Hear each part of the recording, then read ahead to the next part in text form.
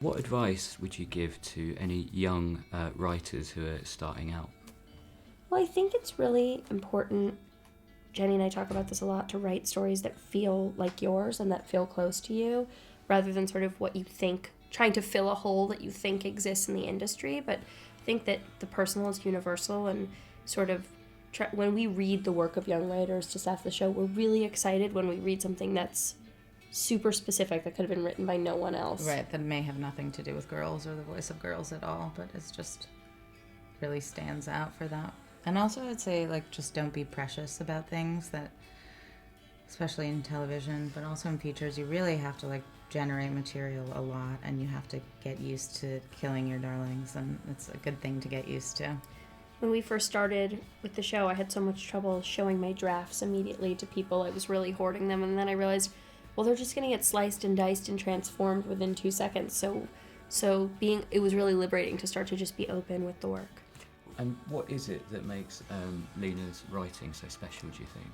I think it's partly just that she's an incredible writer, and I think it's also the fact that she is so honest and so on the pulse of this era and this generation and this period of time, and she writes it in an incredibly funny, entertaining, but also unabashed way. Well, I felt really lucky. I was working with Jenny and Judd Apatow, and they read every draft and gave me notes on every draft, and that's a very unusual experience. And so I learned a tremendous amount just from seeing how they responded to each subsequent draft and seeing sort of how they honed the thing through their notes. And I think Judd said something to us at the beginning where he said on the girls pilot, if we have 5 moments that really make people laugh, we can do whatever we want throughout the rest of it.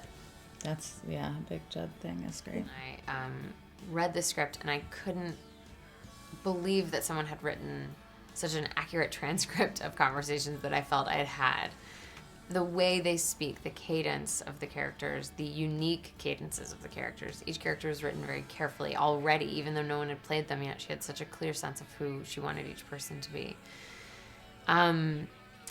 I was just blown away by it, and it flew by.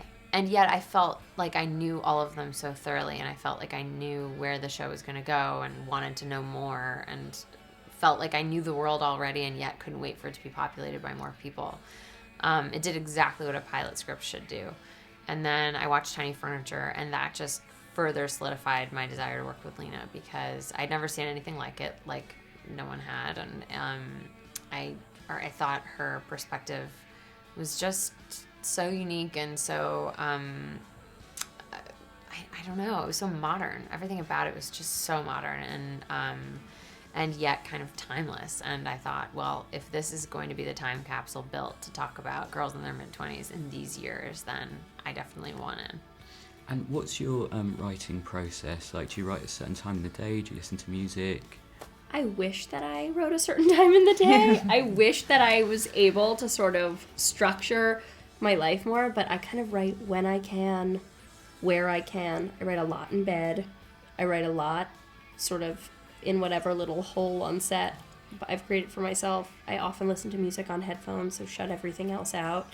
I sort of make a playlist for each thing that I'm writing of music that feels like it speaks to the subject, and so that it's not really random iTunes shuffle style. And one of my life goals is to create a more measured approach to writing. But right now it's sort of a little bit of a binge writing situation. I guess I'm okay with that.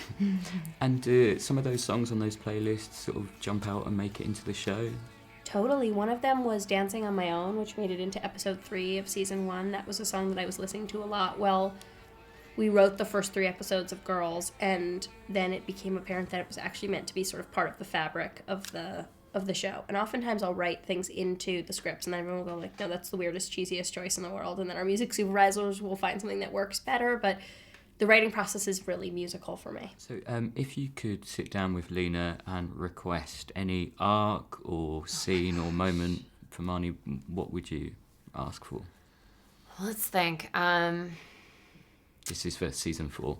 Yeah, of course. And this will happen, right? If I Yeah. say it Oh, out yeah, loud. of course. Yeah, it'll come to pass. Okay.